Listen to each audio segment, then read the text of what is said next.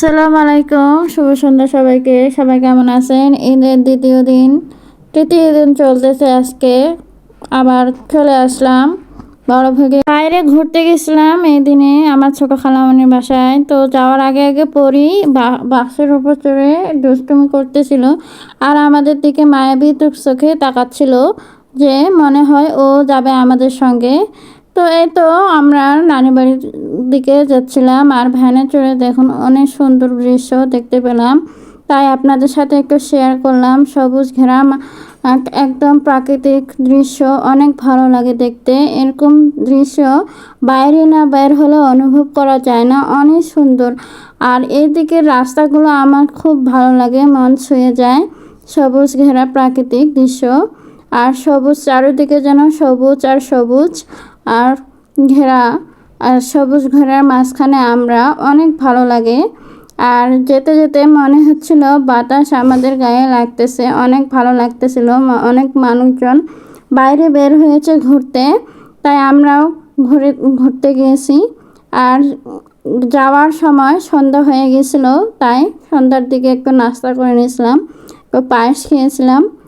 আর এই তো পুঁই শাকের ভাজি রাতের খাবার ছিল, পুঁই শাক ভাজি, আলু ভর্তা, চিটকা আলুর ভর্তা, তারপরে খাসির মাংস আলু দিয়ে, তারপরে মাছের তরকারি, এগুলো দিয়ে খাওয়া হয়েছিল, অনেক মজার ছিল। পরে আম্মুরা গিয়ে রান্না করেছিল, অনেক সুন্দর করে রান্না করেছিল মাটির চুলায়। তো এই তো পিচ্চিরা খেতে বসেছে, অনেকগুলো পিচ্ছি দেখুন সুন্দর করে ভাত খাচ্ছে। এরা কিন্তু এক জায়গায় হলে হাত দিয়ে খেতে চায়, তাছাড়া খেতে চায় না। তো এটা ছিল পরের দিন সকালে। তো মাংস কাটাকাটি চলছে, আম্মু গরুর মাংস নিয়ে বসে পড়েছে কাটতে। আর এদিকে আমার বড় খালামণি পেঁয়াজ রসুন এগুলো কাটতে বসেছে। আর একদিকে চুলায়, মাটির চুলায় ডিম সিদ্ধ দিয়েছে। ডিম অনেকগুলো সিদ্ধ, কেন বলুন তো, মেহমান আসবে বাসায়, তাই অনেক অনেক আয়োজন। তো গরুর মাংসের চর্বি তো এমনি এমনি দেওয়া যায় না, গলে যায়। আর একটু গোটা গোটা হয়ে থাকে না, তাই আগে থেকে গরম পানি দিয়ে ভিজিয়ে রাখলো, সেজন্য চর্বিগুলো আর কি গলে যাবে না। আপনারা হয়তো ভাবতেছেন আমি অনেক দিন থেকে ভিডিও নিয়ে আসতেছি না, বড় ভিডিও, তাই একটু ব্যস্ত ছিলাম আর কি, সেজন্য নিয়ে আসতে পারিনি। যে আম্মু বসে পড়লো মাটি চুলায় রান্না করতে। আম্মু কিন্তু যেখানে যাবে সেখানেই রান্না করতে বসে যায়। আর আম্মুর হাতের ছোঁয়ায় কিন্তু অনেক ভালো ভালো রান্না কিন্তু এক নিমিষে শেষ হয়ে যায়। খাবারে বসলে বোঝা যায় যে রান্না কেমন হয়েছে, খেতে কেমন হয়েছিল। তো পরিমাণ মতো সব কিছু, হলুদ লবণ সব কিছু দিয়েছিল, তেল দিয়েছিল, দেখতেই তো পাচ্ছেন। অনেকগুলো গরুর মাংস, টোটালি 5 কেজি গরুর মাংস ছিল। আর এদিকে এভাবেই সুন্দর করে রান্না করা শুরু করে দিয়েছে আম্মু। সব পরিমাণ মতো রসুন, পেঁয়াজ আর শুকনো মরিচ দেখুন অনেকগুলো দিয়েছে। আর শুকনো মরিচ কিন্তু বেঁকেও দেবে। একদিকে কিন্তু শিলপাটা কিন্তু ফেলে দেওয়া ছিল, আর একদিকে টুকটাক করে বাটা হচ্ছিল মশলা, আর একদিকে রান্না করা হচ্ছিল। মাটির চুলা আর শিলপাটায় যদি হয় রান্না, তাহলে তার কোনো কথাই হবে না। হাতে বাটা মশলা তো রাখতেই হবে। তো এদিকে আম্মু বলেছিল যে তুমি এখন একটু ভিডিও নিয়ে নাও, পরে নিও। তো অনেক সকালে উঠছে সবাই, তাই আমিও ভাবছিলাম যে আমিও একটু উঠে আজকে সকালে 6টার দিকে একটু উঠার চেষ্টা করি। তো এই যে দেখুন, বলেছিলাম না শিলপাটায় ফেলে রেখেছিল। আর এই যে আম্মু সুন্দর করে মশলাগুলো বেটে নিচ্ছিল। আর এদিকে খালামণি বলেছিল যে তাড়াতাড়ি করে মশলাগুলো একবারে বেটে নিলে ভালো হবে, রান্না করতে সুবিধা হবে। তো আম্মু বলেছিল যে একটু একটু করে বেটে বেটে দিচ্ছি, তো থাক, সমস্যা নাই। তো এইদিকে আম্মু আবারও গরুর মাংসকে নাড়িয়ে দিচ্ছে, কষাচ্ছে। তো কালারটা এখন তেমন আসে নাই। তো খালামণি বলল যে অনেক কাজ পড়ে আছে, এদিকে কখন হবে। তো আলহামদুলিল্লাহ তাড়াতাড়ি সব কিছু রান্না হয়ে গিয়েছিল, 2টা চুলা ধরিয়ে দিয়েছে। এই তো টমেটো, পটল আর শসা, মাশাআল্লাহ অনেক সুন্দর লাগতেছিল। তারপরে ভাজি হবে বাসায় খাওয়ার জন্য। তো করলা ভাজি করা হয়েছিল। সবাই তো ভাজি মানে মাছ মাংস পোলাও খেতে চাবে না, তো বলতেছিল যে করলা ভাজি একটু করি বাসার জন্য। তো যখন আমার খালামণি ছোট চিকন করে পাতলা করে করলা কেটেছিল আর আলু কেটে রেখেছিল। আর এদিকে আম্মু জিরা বাটা আর আদা বাটা রসুন বাটা দিয়েছিল, আবারও এদিকে চর্বিগুলো দিয়ে দিল যেগুলো গরম পানিতে রেখেছিল ভিজিয়ে, একটু শক্ত হয়ে এসেছে। আর এই যে দেখুন অনেক সুন্দর করে আম্মু গরুর মাংসটা নেড়ে দিচ্ছিল, কষাচ্ছিল, আমি পাশে বসেছিলাম।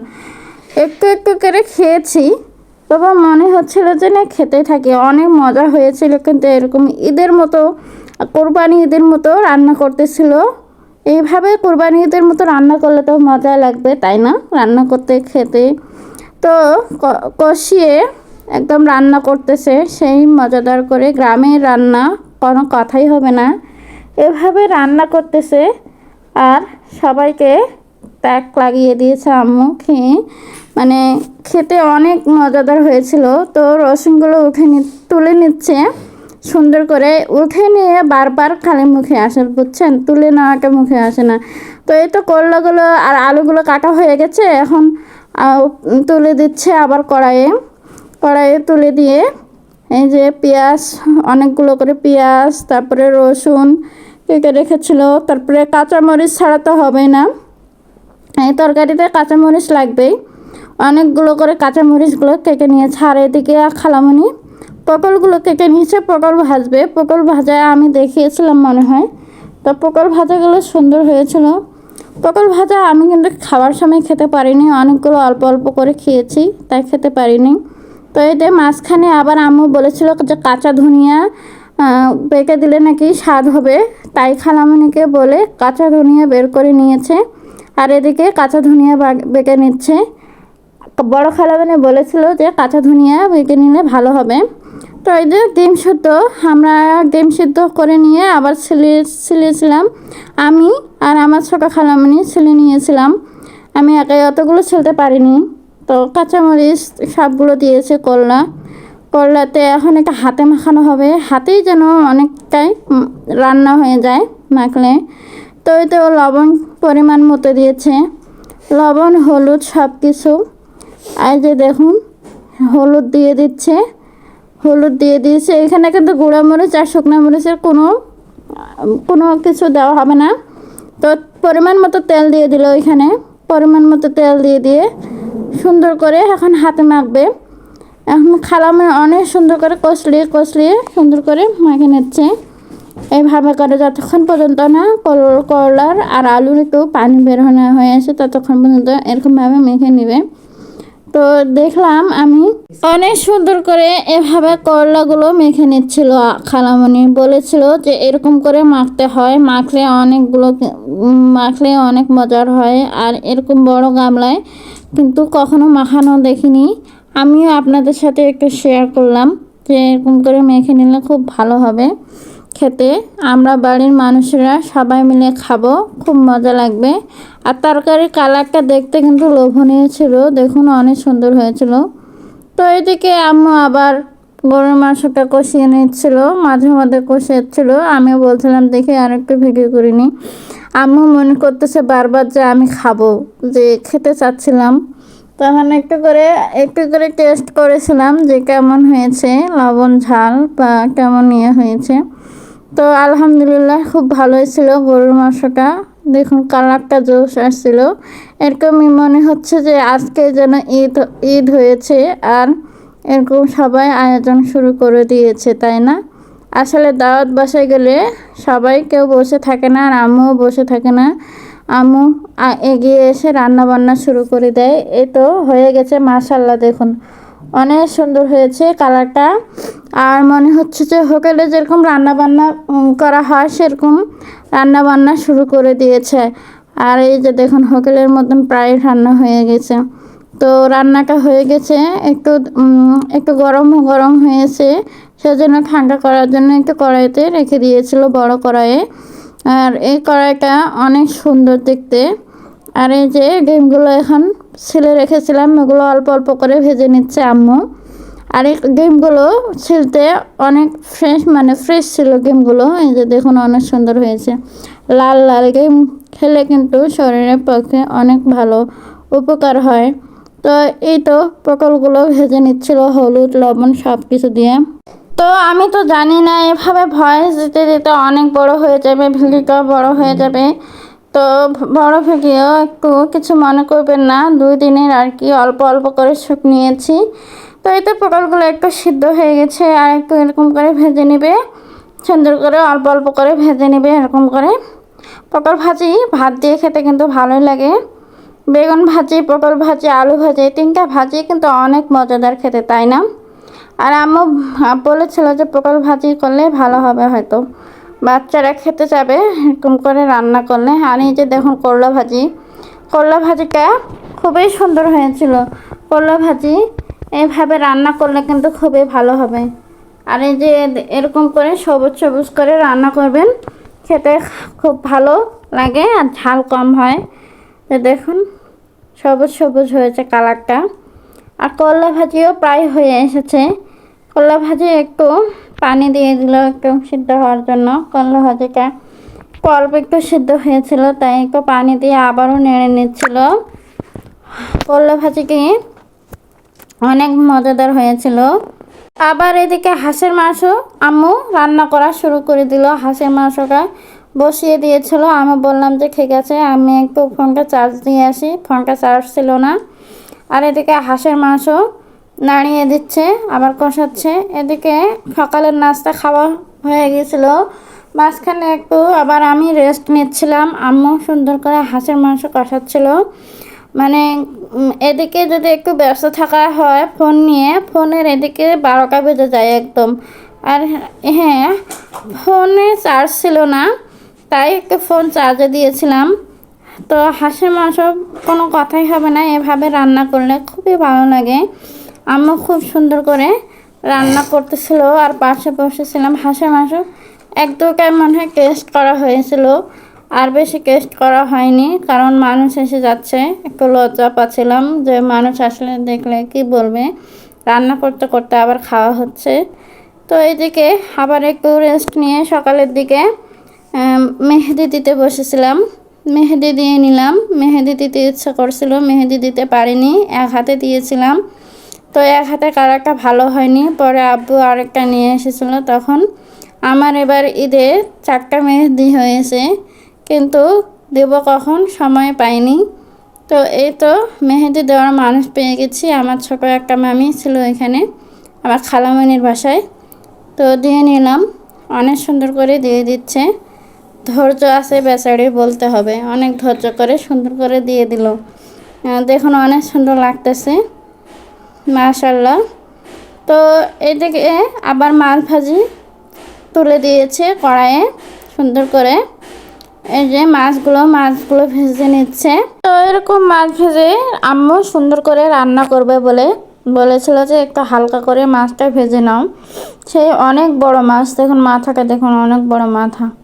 তো এই যে টমেটো দিয়ে ভুনা করেছিল বড় মাথা মাছটা, আর খুব ভালো হয়েছিল মনে হয় খেতে। আমার মাছ খাওয়া হয়নি, এতগুলো আইটেম খাওয়া হয়েছে তাই। তো এরকম করে সুন্দর করে টমেটো, লাল লাল টমেটো দিয়ে সুন্দর করে ভুনা করা হয়েছে। এদিকে পোলাওয়ের চালটা দেখতেছিল যে এগুলোতে ময়লা আছে না ভালো আছে, সুন্দর করে বেছে নিচ্ছিল আর কি। আখির আপনারা চেনেন পোলাও চালের আখিরগুলো কিন্তু থাকে, অনেকগুলো ধান টান থাকে, এগুলো বেছে নিচ্ছিল। আর এই যে ধুয়ে নিয়ে আসলো মামি, অনেক সুন্দর করে ধুয়ে নিয়ে এসেছে একদম ফ্রেশ করে। তো একদিকে আবার মাটির চুলায় তেজপাতা, এলাচ, লং, দারচিনি সবগুলো গরম পানি করে একদম বসে দিয়ে হয়েছে পরিমাণ মতো করে। তো এদিকে আম্মু পোলাও চালটা ভেজে নিচ্ছিল হালকা করে। পোলাও চালটা ভেজে নিলে ঝরঝর করে, পোলাও চালটা না ভেজে নিলে কিন্তু ভালো লাগে না। সুন্দর করে পোলাও চালটা ঝরঝর করে ভেজে নিয়েছে। তো এই যে দেখুন পানিগুলো এখন ঢেলে দিয়েছে। তো পানিগুলো ঢেলে দিয়ে একটু নেড়ে চেড়ে নিয়েছে সুন্দর করে পোলাওটা কিন্তু বেশ খেতে হয়েছিল, একদম ফ্রেশ বাড়ির চাল আর কি করা। তো এই যে পেঁয়াজের বেরেস্তা আর চুলায় আবার ভেজে নেওয়া হলো। পেঁয়াজের বেরেস্তাগুলো খেতে কিন্তু এমনি খুব ভালো লাগে, পেঁয়াজের বেরেস্তা। আর একদিকে আদা বাটা, রসুন বাটা দেওয়া হয়েছে, জিরা বাটা, এগুলো পোলাওয়ের চালে দিয়ে দিবে আর কি পোলাও রান্না করার সময়। তো এই যে দিয়ে দিয়েছে সব কিছু। এই যে দেখুন আদা বাটা, রসুন বাটা সবগুলো আম্মু দিয়ে দিল, আর এরকম করে নেড়ে নিচ্ছে। রান্না করার সময় একটু ভালো করে একটু দেখতে হতো। তো আমি একটু এরকম করে নেড়ে নিলাম, তো কেমন লাগে দেখি। অনেকগুলো চাউল, আমরা তো অল্প অল্প করে রান্না করি, টের পাই না আসলে। এভাবে রান্না করতেছে আর আমি ভেঙে করে নিচ্ছে, বেশ ভালোই লাগতেছে। তো এই তো পোলাওটা হয়ে গিয়েছে। আমি একটু টেস্ট করে দেখতেছিল সিদ্ধ হয়েছে কিনা, তো না, একটু সিদ্ধ হয়নি। তো আম্মা একটু দমে বসিয়ে দিয়েছিল সুন্দর করে। আর পেঁয়াজ বেরেস্তা দেওয়ার সময় আমি একটু বলেছিলাম, দাও আমাকে, দাও একটু পেঁয়াজ বেরেস্তা, খেয়ে খাবো। তো অনেক ভালো লাগে মুড়মুড়ে পেঁয়াজ বেরেস্তাটা খেতে। তো এই তো ভালো হবে, উপর থেকে নিচ থেকে একদম তলা যদি না লেগে যায় সেরকম করে সুন্দর করে নেড়ে দিচ্ছে। আর এদিকে পেঁয়াজ বেরেস্তাটা দিয়ে দিচ্ছে সুন্দরভাবে। আর আমি একটু টেস্ট করার জন্য দাঁড়িয়েছিলাম, যে বললাম যে দাও একটু বেরেস্তাগুলো দাও, পোলাওকে দিতে হবে না, তুমি বেরেস্তা দাও, বেরেস্তা খাবো একটু। তো তুলে দিচ্ছিল। এদিকে টমেটো সালাদ চিকন করে কেটে নেওয়া হলো সুন্দর করে। অনেকক্ষণ থেকে টমেটো আর সালাদটা কেটে নেওয়া হয়েছে। আর এদিকে খাওয়া দাওয়া শুরু হয়ে গেছে। এই যে দুপুর হয়ে গেছে, দুপুরে সবাই এক এক করে গোসল করতেছিল। যারা যারা আমরা কাজ করছিলাম আর চুলার পাড়ে ছিলাম, তারা গিয়ে গোসল করতেছিল। নামাজ পড়া হয়ে গেছে, তখন খাওয়া দাওয়া শুরু হয়ে গেছে। যে বাচ্চারা বসে পড়েছে। আর একদিকে আমার এটা আবার হচ্ছে বোন হয়, আবার দুইটা সম্পর্ক আর কি। আর বোন বোন বলে জানি। তো আমাদেরকে এই ছোট বাচ্চাদেরকে খেতে দিচ্ছে। তো খুব ভালো সুন্দর করে পরিবেশন করতে পারে, সুন্দর করে দিয়ে দিচ্ছে বাচ্চাদেরকে। আর দেওয়ার মতো যারা, তারা নামাজ পড়তেছিল, তারা দিতে পারেনি, আর দিয়ে দিচ্ছে সুন্দর করে এক এক করে। আর আমি এদিকে সুন্দর করে ওদেরকে ভিডিও করতেছিলাম, একবার ছবি তুলতেছিলাম। ছবিতে ওরা সুন্দর করে তাকাচ্ছিল যে নাও নাও আমাদের ছবি নাও, ছবি নিবে নাও, ঠিক আছে। আমি সুন্দর করে ওদেরকে ভিডিও করতেছিলাম। তো এদিকে হাঁসের মাংস চলে এসেছে। যারা যারা গরুর মাংস খায় না, তারা আবার হাঁসের মাংস খাচ্ছে। বলতেছিল না আমি খাবো না, গরুর মাংস খাবো না, হাঁসের মাংস খাবো। এদিকে হাঁসের মাংস খালামণি সুন্দর করে তুলে নিয়ে এসে দিল। তো সুন্দর করে নিয়ে এসেছে, আর আমি একটু ফোকাস নিয়ে নিলাম সুন্দর করে। এই যে দেখুন, এই বুড়ি আবার হাঁসের মাংস ছাড়া খায় না, হাঁসের মাংস খাবে খাবে। তো আলহামদুলিল্লাহ এই দিনটা আমাদের অনেক সুন্দর গেল, সারাটা দিন। পরে মনে হয় পরে বলেছিলাম যে চলো বাসায় চলো, বললো যে যাবে না বাসায়, আরেকদিন থেকে পরের দিন সকালে যাব। তো এই তো ডিম, হাঁসের মাংস, গরুর মাংস, মাছ, সালাদ, পোলাও, আরও অনেক অনেক কিছু। তারপরেই তো আমরা খেতে বসলাম। দেখুন আমি নিয়েছি সালাদ আর গরুর মাংস 2 পিস, আর হচ্ছে পটল ভাজি নিয়েছি, আর হাঁসের মাংস নিয়েছি, আর ডিম সিদ্ধ নিয়েছি। তো আলহামদুলিল্লাহ আমি দাওয়াত বাড়িতে গেলে, কোনো দাওয়াত বাড়িতে গেলেই খেতে পারি না। তো বাসায় বসে শান্তি মতো এভাবে খেয়ে নিয়েছি, খুব ভালো লাগলো। একটু একটু করে অনেক কিছু খেয়েছি, আর ভাবতে পারছিলাম না যে এত কিছু খেতে পারবো। খাবারগুলো আসলে সুস্বাদু হয়েছিল আর অনেক মজাদার হয়েছিল। মাটির চুলার রান্নার বলে কথা। আর আম্মুরা খুব যত্ন সহকারে রান্না করেছিল। খাওয়ার শেষে তো দই তো থাকবেই থাকবে। এই যে আমি দই নিয়ে নিয়েছি, দইটা খেয়ে। তো আলহামদুলিল্লাহ সবাই ভালো থাকবেন সুস্থ। খালামণির বাসা থেকে ফেরার পথে আমার নানির বাড়িতে এসলাম, নামে দেখলাম যে এত সুন্দর ফুলের গাছ। তো আমি তো ফুল নেবই, ছাড়া যাবে না, মিস করা যাবে না। তো নিয়ে নিলাম ভেঙে। তো এসেই সঙ্গে সঙ্গে এত গরম লেগেছিল, তো একটু ঠান্ডা ঠান্ডা শরবতটা একটু গুলে নিয়ে খেয়ে নিলাম। তো সবাই ভালো থাকবেন, সুস্থ থাকবেন। আর আমার ভিডিও ভালো লাগলে লাইক কমেন্ট শেয়ার করবেন, পাশে থাকবেন। ধন্যবাদ সবাইকে। আল্লাহ হাফেজ।